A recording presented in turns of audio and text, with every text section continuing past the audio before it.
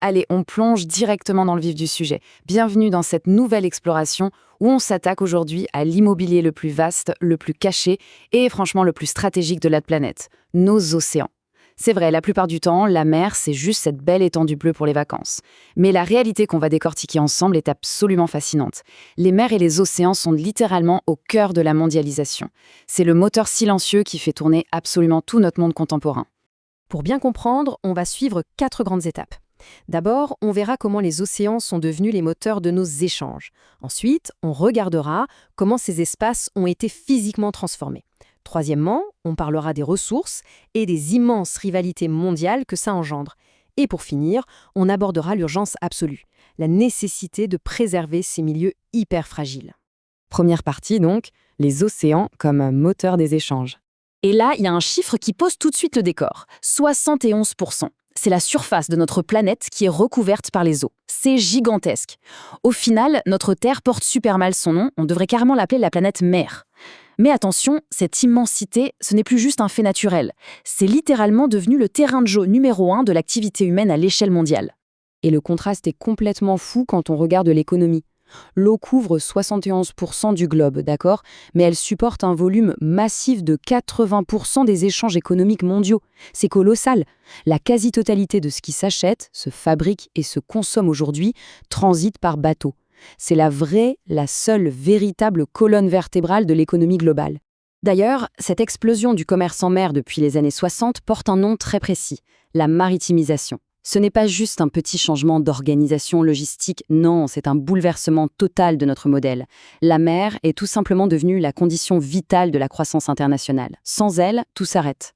Bien sûr, tous ces bateaux ne naviguent pas au hasard. Ce réseau gigantesque connecte en fait 3 pôles majeurs, les vrais centres nerveux du monde, l'Amérique du Nord, l'Europe et l'Asie de l'Est. Ce sont ces 3 zones qui concentrent l'essentiel de la production et de la consommation de richesses. Et les navires font des allers-retours constants pour tisser cette fameuse toile de la mondialisation entre elles. Et le secret de cette prouesse logistique, eh bien, ça tient dans une invention toute simple, le conteneur. C'est une révolution absolue. Une simple boîte en métal aux dimensions standardisées dans laquelle on peut absolument tout mettre. Des smartphones aux vêtements.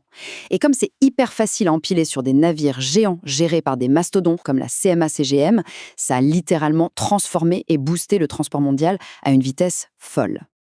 Allez, on passe à la suite pour voir comment tout ça se construit physiquement. Deuxième partie, les espaces maritimes transformés. Forcément, avec un tel trafic, l'humain a dû façonner la géographie. Toute cette immensité océanique se retrouve souvent coincée dans de minuscules goulots d'étranglement qui valent de l'or. On a d'un côté les points de passage naturels, comme les détroits de Malacca ou de Gibraltar, et de l'autre, les exploits de l'ingénierie humaine, les canaux artificiels, comme Panama ou Suez.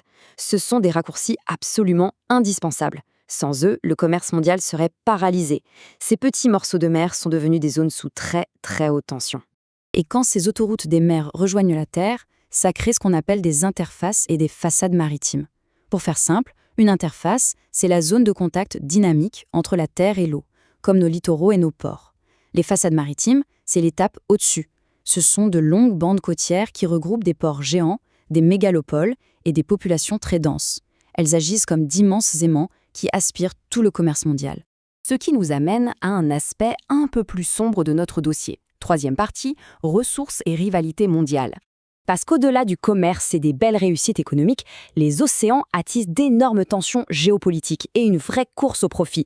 On ne parle pas juste de naviguer en surface, on exploite la mer elle-même avec la pêche et l'aquaculture qui sont vitales. Mais le vrai trésor, la véritable ruée vers l'or, elle est en dessous. Le sous-sol marin regorge d'hydrocarbures, de pétrole et de minéraux précieux. L'océan aujourd'hui, c'est devenu une immense zone d'extraction. Du coup, pour éviter que ce soit le Far West total, le droit international a mis en place une règle clé, la ZEE, ou Zone économique exclusive. L'idée est simple, c'est une bande de mer qui s'étend sur 200 000 marins, soit environ 370 km, depuis les côtes d'un pays. Dans cette zone précise, l'État a le droit exclusif d'exploiter les richesses. Ce simple concept géométrique transforme l'océan en un grand puzzle de frontières invisibles mais économiquement cruciales. Et naturellement, qui dit ressources et frontières, dit rivalité féroce entre les pays. Ce n'est plus juste une question de pétrole, c'est un vrai bras de fer pour la puissance politique. Et tout en haut de cet échiquier mondial, pour surveiller et contrôler ces espaces, on trouve logiquement la première puissance navale de la planète, les États-Unis.